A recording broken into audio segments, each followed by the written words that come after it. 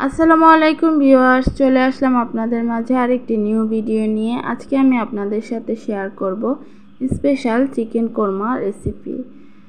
সহজ প্রসেসে পারফেক্ট স্বাদের চিকেন কোরমা রেসিপি জানতে হলে দেখতে হবে সম্পূর্ণ ভিডিওটি স্কিপ না করে। চলুন দেখে নেই কীভাবে তৈরি করি মজাদার লোভনীয় এই রেসিপিটি। প্রথমে এখানে আমি নিয়ে নিলাম চিকেন। আমি এখানে চিকেনের লেগ পিসগুলো নিয়েছি এবং কাঁটা চামচ দিয়ে একটু কেচে কেচে নিয়েছি যেন মশলাটা খুব ভালোভাবে ভেতরে প্রবেশ করে। এখন আমি চিকেনগুলো ম্যারিনেট করে নেব। তার জন্য একটি পাত্রে নিয়ে নিলাম। প্রথমেই দিয়ে দিব হাফ কাপ পরিমাণে টক দই। টক দইটা আমি খুব ভালো করে ফেটিয়ে নিয়েছি। এখন দিয়ে দেব পরিমাণ মতো লবণ। এবার আমি চিকেনটা খুব ভালোভাবে হাতে মাখিয়ে নেব।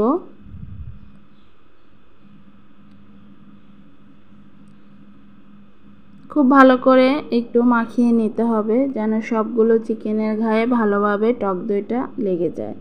এবারে আমি একটি ঢাকনা দিয়ে ঢেকে রেস্টে রেখে দেব 30 মিনিটের মতো। চলে আসলাম রান্নায়। কড়াইতে পরিমাণ মতো তেল দিয়ে দিচ্ছি। তেলটা গরম হয়ে গেছে। এখন দিয়ে দেব পেঁয়াজ কুচি। বেরেস্তা করে নেব পেঁয়াজটা। কোরমা রান্না করব, বেরেস্তা না করলে তো চলবেই না, অবশ্যই কিন্তু বেরেস্তা করতে হবে। বেরেস্তাও তৈরি করা হয়ে গেছে, দেখতেই পাচ্ছেন। আমি খুব বেশি কালার করব না, এতে করে তেতো হয়ে যাবে এবং চিকেনের কালারটা নষ্ট হয়ে যাবে। তেল থেকে ছেঁকে তুলে নেব। একই পাত্রে দিয়ে দিচ্ছি তেজপাতা, এলাচ, দারুচিনি।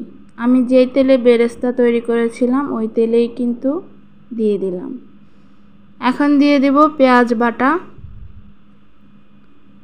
অবশ্যই কোরমার সাথে পেঁয়াজটা ব্লেন্ড করে দেওয়ার চেষ্টা করবেন, এতে করে গ্রেভিটা খুব সুন্দর হবে এবং খেতেও ভালো লাগবে।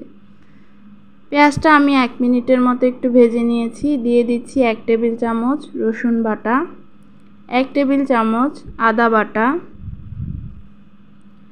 এখন আমি সবগুলো মশলা 1-1.5 মিনিটের মতো ভেজে নেব কাঁচা গন্ধটা যাওয়ার জন্য। এই তো মশলাটা ভেজে নিয়েছি। এখন আমি দিয়ে দেব বাদাম বাটা। এখানে আমি কাঠবাদাম নিয়ে নিয়েছি প্রায় 10-12টার মতো, ভালো করে পেস্ট করে নিয়েছি।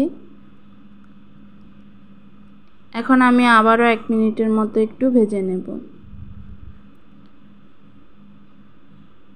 এই তো ভেজে নিলাম। এখন আমি যেই পাত্রে বাদামটা বেটে নিয়েছিলাম ওই পাত্রটা ধুয়ে একটু পানি দিয়ে দিলাম। দিয়ে দেব পরিমাণ মতো লবণ। যেহেতু চিকেনটা ম্যারিনেট করার সময় লবণ দিয়েছি তাই একটু বুঝে দিতে হবে। 1 চা চামচ দিয়ে দিলাম মরিচের গুঁড়ো, 1 চা চামচ ধনিয়া গুঁড়ো, 1 চা চামচ জিরা গুঁড়ো। এই রান্নায় কোনো হলুদের গুঁড়ো ব্যবহার করব না। এখন সবগুলো মশলা খুব ভালোভাবে 1-1.5 মিনিটের মতো ভেজে নেব। আপনারা চাইলে মরিচের গুঁড়োটা স্কিপ করতে পারেন, তবে মরিচের গুঁড়ো দিলে কালারটা খুব সুন্দর আসবে। মশলাটা খুব ভালোভাবে কিন্তু কষিয়ে নিয়েছি, দেখতেই পাচ্ছেন।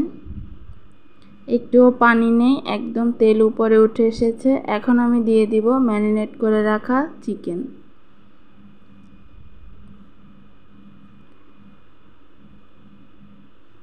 এবারে আমি চিকেনটা এই মশলায় এবং চিকেন থেকে যে পানিটা বের হয়েছে সেটা দিয়েই চিকেনটা খুব ভালোভাবে কষিয়ে নেব। তার আগে 1-1.5 মিনিটের মতো খুব ভালো করে নেড়েচেড়ে একটু মশলার সাথে ভেজে নেব। আমার ভিডিওগুলো আপনাদের ভালো লেগে থাকলে অবশ্যই আমার চ্যানেলটি সাবস্ক্রাইব করে দেবেন।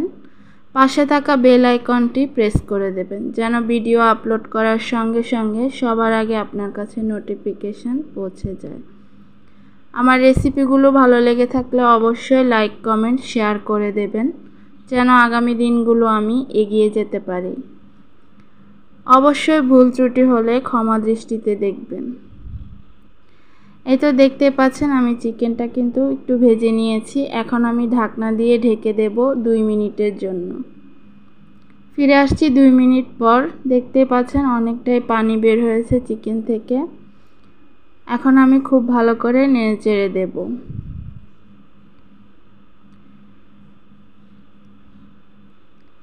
এই পর্যায়ে আমি চুলার আঁচটা বাড়িয়ে রেখেছি। এখন আমি চুলার আঁচটা একটু লো মিডিয়ামের মাঝামাঝি করে সম্পূর্ণ চিকেনটা কষিয়ে নেব এবং যেটুকু পানি আছে শুকিয়ে নেব।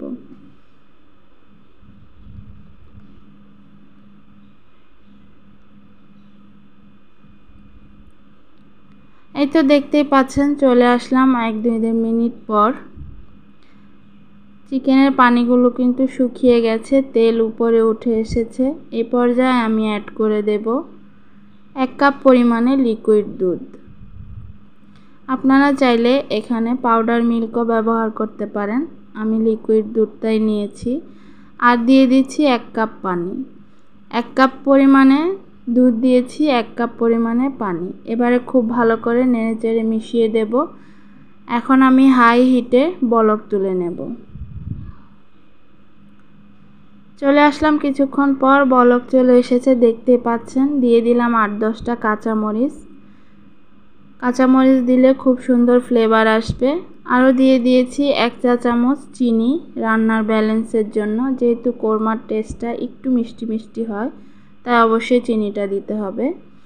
এখন খুব ভালো করে নেড়েচেড়ে হাই হিটে ঝোলটা কমিয়ে নেব।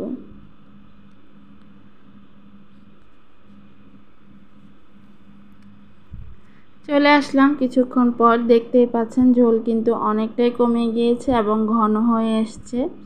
এ পর্যায়ে আমি একটু নেড়েচেড়ে এখন আমি চুলার আঁচটা লো মিডিয়ামের মাঝামাঝি করে দেব।